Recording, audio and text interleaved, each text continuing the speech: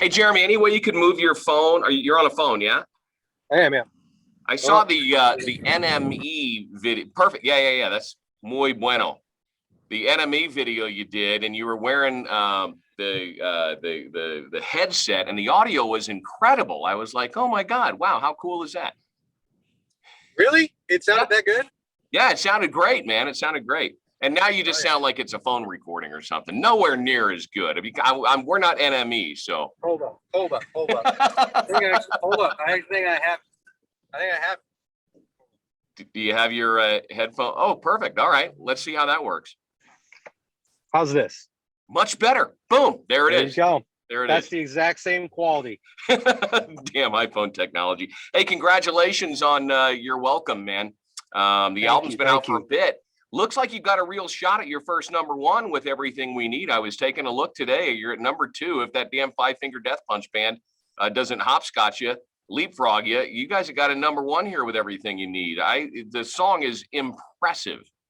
Thank you. We're really proud of it. Tell me, do you feel the band's sound has evolved over the years, or has the audience just caught up to what you guys have been doing? So I think it's slowly. I think it's slowly changed over time, and then obviously with this one, where we took liberties, they were extreme. I felt like this one was towing that line pretty well because we've had a lot of acoustic songs. Mm-hmm. As a matter of fact, our biggest song of all time up until now was an acoustic song. So for me, this one wasn't as much of a stretch. It's based in that like acoustic, folky world, but then like it has like modern production with it. So it has evolved over time, but at the same time, we've also kept the things that we've always done. So yeah, and I love the acoustic version of this. In fact, we were playing both of them here in Reno for quite a spell.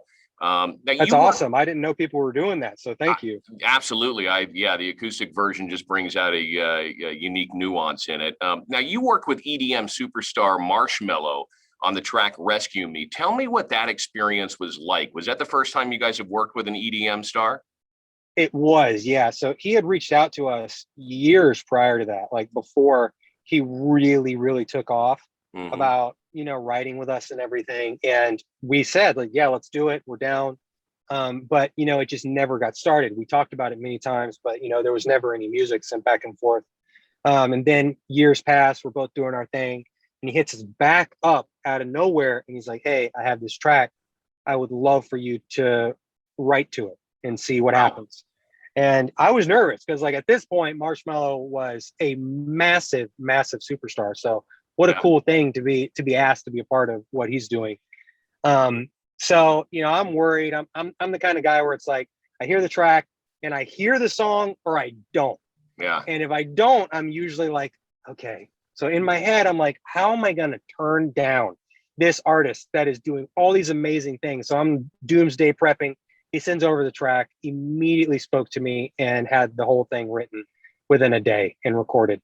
Now, were you able to do this in person, or was it all done through sending stems via, email to a Pro Tools rig? Yeah. He just sent me a track that he had started that he was picturing. And like I said, for whatever reason, that song spoke to me. I got with our longtime engineer collaborator, Andrew Wade, went to the studio. We finished up the writing bits and I tracked it all, sent it to him, and he loved it. Funny story about that. EDM is totally different from the rock world. I'm like, I didn't even tell anybody that I had done this yet because I didn't know if it was actually going to come to fruition or not.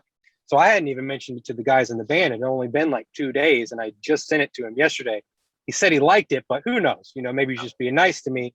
And the band starts talking in the group message and people are like, why aren't we told that we're writing a song with Marshmello? And I was like, well, I don't even know if it's going to be used right now. Like he said he liked it, but who knows? Like, I think you'll like it though when you hear it. Yeah. And they were like, we do like it. He posted the chorus online. And I was like, what? Wow. He literally posted the whole hook of the song the day that I sent it to him. And for a rock artist, that is just mind melting. Yeah. So it's pretty funny though to look back on. It was like our first experience with, new artists don't abide by those old rules. And I think that's awesome.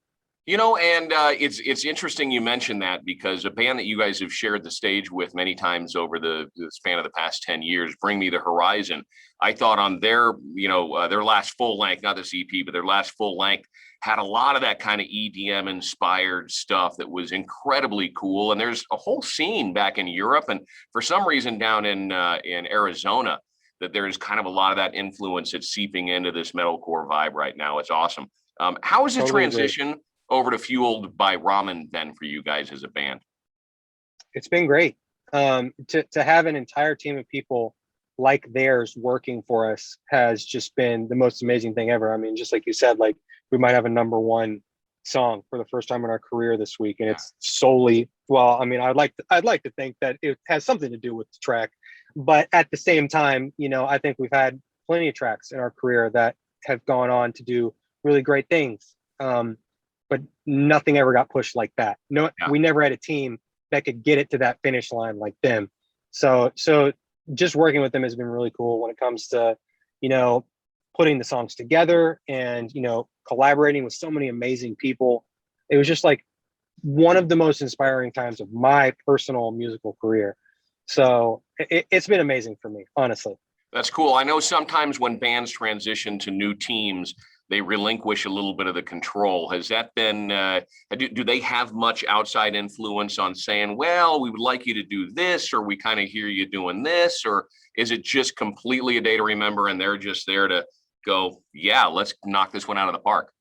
So I would more say they let us be ourselves, but at the same time, there were a few things where I wouldn't call it, it wasn't so much as an outside influence. It was more of like I'd like to see what it sounds like if you did this. Right. More like a challenge. Cool. And I got to tell you, at this late in my career as a writer, as somebody who really loves and enjoys the craft of songwriting, which is truly the reason that I play music.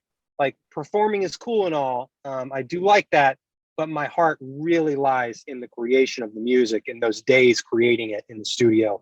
That is my true love and passion, and trying to get better at that.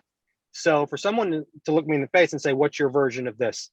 I say, easy, let me do it. You know what I mean? Cool. It was so much fun for me. Yeah. Give me a glimpse. To be challenged. Give me a glimpse, or maybe fans a glimpse into the songwriting process. Do you guys all jam in a room together, or is there a primary writer, being you or somebody else, who gets the basic structure and then gives it to the rest of the band to kind of color up? How does that work these days? Well, there's a little bit of everything. So we didn't do the in the room thing this time. We waited until we got into the studio for the band to get together, which has actually been the case for every album other than Bad Vibrations and For Those Who Have Heart, which we wrote both of those records, just the band in a room by ourselves over the course of a year or two. Yeah. And we did that on Bad Vibrations for a reason, to get everybody like locked in as a unit. Let's do this like garage band thing again. It was a morale booster just to get everybody to really, really be attached to this group of songs, because we all sweated it out. Yeah. So this record was more like the antithesis of that. It was like, I'm going to write my songs. Neil's going to write his songs. Kevin's going to bring some. Josh and Alex are going to bring some songs. And then we compile, and then we did a few together. It was cool. Just the way it worked. And the name of the game I've been using a million times is collaboration, because that's what it was. Yeah. It was, I have songs that I wrote by myself. Here's a song I wrote with this guy. Here's a song I wrote with this guy. Here's a song that me and Neil put together. You know what I mean? So it was cool. And we've always had songs where it's the same A Day to Remember writer, but we have me like writing with, whoever it is on this one track, like Cody Quistad from Wage War, riffed around with us on our song Sometimes You're the Hammer, and it helped finish that song in a unique way that stuck out on that record, because I'm a big fan of records that kind of branch out in subtle ways, and I think having that random collaborator on track 5 makes the record as a whole a lot more interesting than if one person writes absolutely every note of it Because it just, there's some songs that guy gets really, really right. And then there's some that are just not as good, that feel like rehashing of ideas that were done better before. So I like to add those songs where you collaborate here and there to really round out a record that feels like a complete album instead of just, well, here's the singles and the rest kind of suck. Talking about you guys in the live setting, the live show, almost a cathartic experience. Has this been by design, or has that just kind of come about organically? It came about organically, and I think it had a lot to do with just the subject matter and how personal and introspective the lyrics have been over the years. We've always seen people really attach when we play this stuff live. So I think that's a big reason why people have loved our band for as long as they have. Like, I think it speaks to them on more than just, this is a cool song level. It's like, this person was going through the same shit I was. They just put it into a song form. Right.